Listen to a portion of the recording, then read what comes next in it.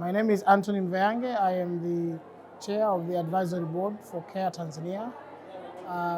What I think of this program, first of all, I think it's a milestone. It's rarely you see programs where they combine mentorship and learning, and mentorship is very critical.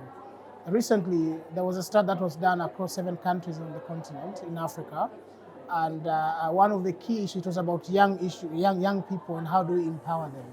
And one of the key issues that young people mentioned is mentorship. So it's amazing to see that this program embeds mentorship into it, because that's one of the critical components. Young people say they can get access to money, they can get access to good ideas, they can generate new ideas, but what they've always been lacking, especially in the current world, is the type of mentorship that would allow them to be nurtured to deliver to achieve their dreams. So for this program, which brings young women and mentoring them, nurturing them into the future, today, current and future leaders, it has a huge impact on their lives, impact in terms of building their confidence, impact in terms of building, understanding who they are. We've heard from the room, from some of the participants, the graduates, who are saying their confidence have increased, they can now speak, they can engage. But I think beyond them, there's something much, much bigger that CARE has started. When we empower women, you know the adage that when we empower women, you have empowered the entire household.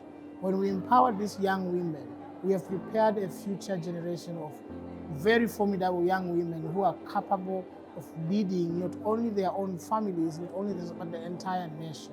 So CARE is really planting a seed that speaks to the current wave of women empowerment, not only within Tanzania, but in Africa and globally. But we also expect to see these young women to be able to paying forward in terms of building others, in terms of them mentoring others.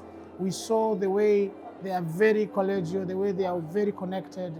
To me, I think it's a very powerful network that has been created. And if this network really reproduces itself, the impact will be, there are 50 participants or graduates, that's 50 factorial. So it's 50 factorial, it's a huge impact if you think across generations.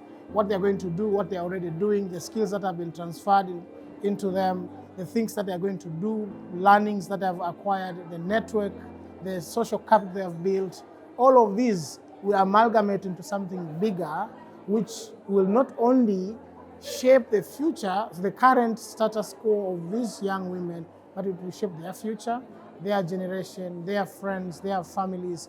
So we should expect a ripple effect of this investment, not only for CARE and the partners, but for Tanzania and beyond Tanzania at large.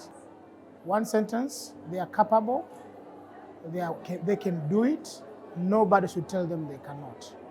They have everything that a boy child has. They have the capacity, they have the brains. What they need is to believe in themselves that they can do it.